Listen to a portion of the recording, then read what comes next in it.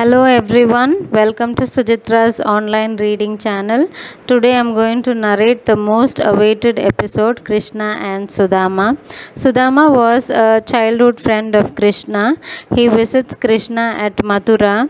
Let's see how the Lord shows mercy and love upon him. Krishna and Sudama. Sudama was a childhood friend of Krishna. He was a Brahmin who was raised in abject poverty.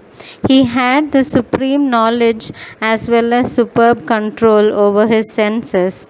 Despite his poor financial condition, he was content with what he had, but his wife Sushila would always remain frustrated.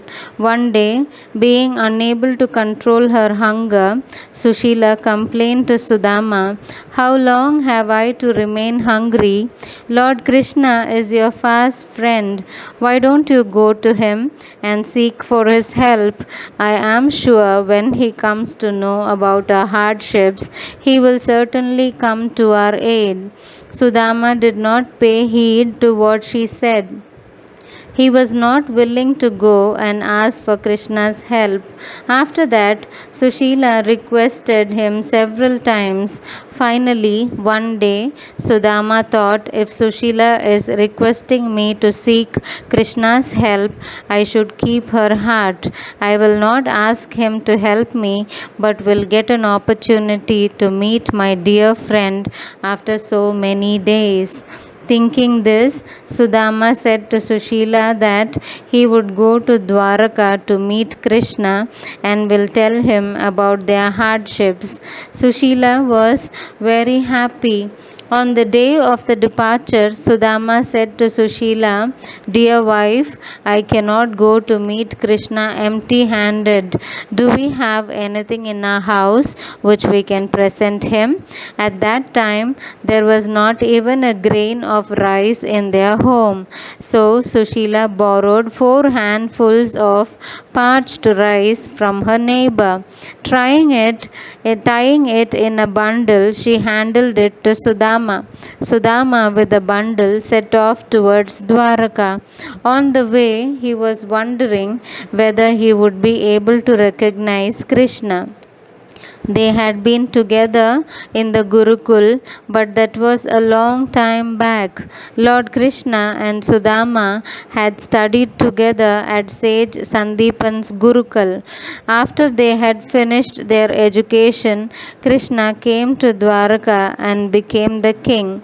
On the other hand, Sudama too returned to his native place and started his married life.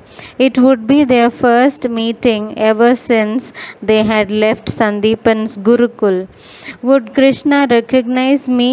Was the thing that was hovering in Sudama's mind. Throughout the journey, he pondered over the same dilemma. Reaching Dwaraka, he sent information to Krishna about his arrival. When Krishna came to know about Sudama's arrival, he ran to the gate barefooted to welcome his dear friend. All his wives and attendants were surprised to see the eternal love between a king and a poor Brahmin. Krishna embraced Sudama and said to him, "Where had you been, my friend, for so many days? I am so happy to see you that I cannot describe in words." The mere touch of Krishna's body was a transcendental experience for Sudama. All his body pain vanished in a moment. Sri Krishna escorted Sudama to his private chamber in the palace, offered him a seat, and began to wash his feet. Sudama could not believe his eyes. The grandeur of the palace had left him tongue-tied. Krishna then asked his attendants to bring scented water in a bowl so that he could wash his friend's feet that had got badly wounded during the journey. When Krishna held Sudama's feet, tears rolled down Krishna's cheeks. Tears of Krishna washed Sudama's feet. Seeing Krishna, Queen Rukmani too washed Sudama's feet. Krishna asked his attendants to give Sudama a royal bath. When Sudama was brought in royal dress, Krishna could not believe his eyes. He was feeling as if he were looking at a person who he was not acquainted with. He bedecked Sudama with scented flowers, sandal, durba grass, dhoop, deep, garlands, etc. He also offered him royal food to eat, then got his mouth and hands washed. Thereafter, he offered him betel leaves and nuts to freshen his mouth. Thus, eating to his fill, Sudama sat near Krishna, chatting. All the queens of Krishna began to fan him. Krishna too sat near him, holding his hand and chatting. Lord Krishna said to Sudama, "Friend, I know that even living under abject poverty, you have never longed for luxuries. People like you are indeed rare who remember me and recite my name selflessly.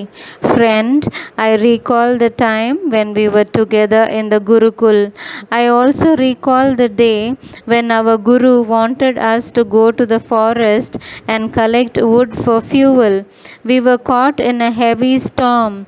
It was dark all around even before sunset, and with water everywhere around us, we were forced to spend the night in the forest. At sunrise, when Guru Sandeepan came to know about us, he had himself arrived in the forest. Seeing us, he had said that, "Sons, you have borne a lot of suffering for me. You have served me not caring for your lives. I am very pleased with you. May God fulfill all your desires and ambitions." While talking about the bygone days, Krishna noticed Sudama hiding something. He at once understood what was going on in Sudama's mind. So humorously he asked Sudama, "What have you brought for me? I see some bundle in your hands. Why are you hiding it? Let me see."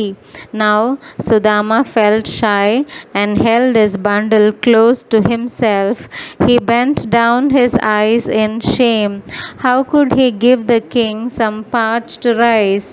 Krishna thought, Sudama has never recited my name with wealth as his ulterior motive.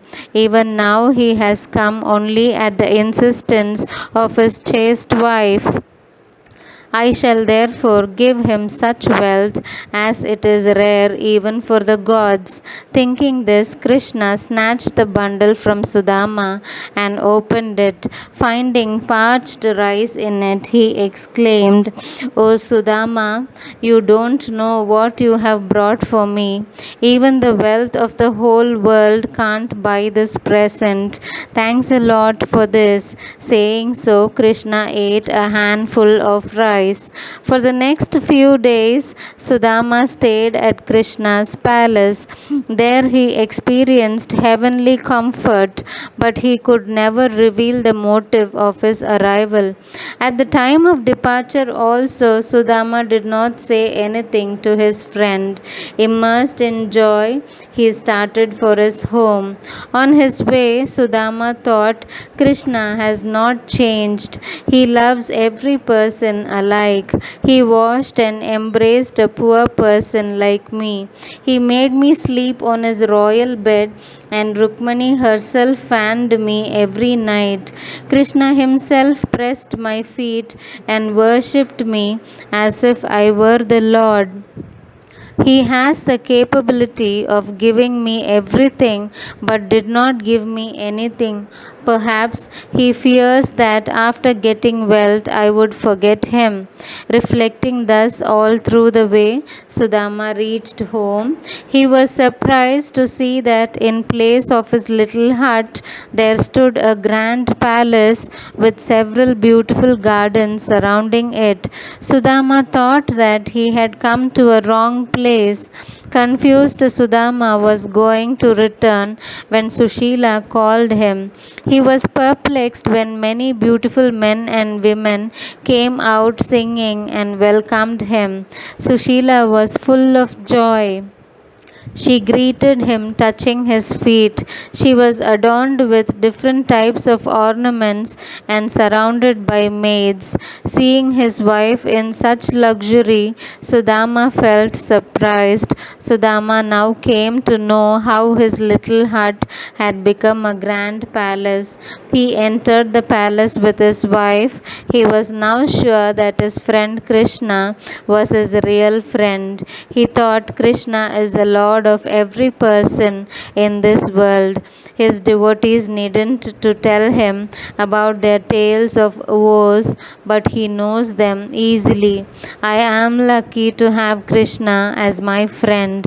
May God bless me with a friend like Krishna in every birth. After that, Sudama lived with his wife Sushila in the palace that they had received as a bounty from Krishna. Day by day, their love for Krishna grew more and more. Here ends the episode. I hope you all liked listening to it. Tomorrow I will come up with the next episode. Until then, see you all. This is Sujitra. Bye bye.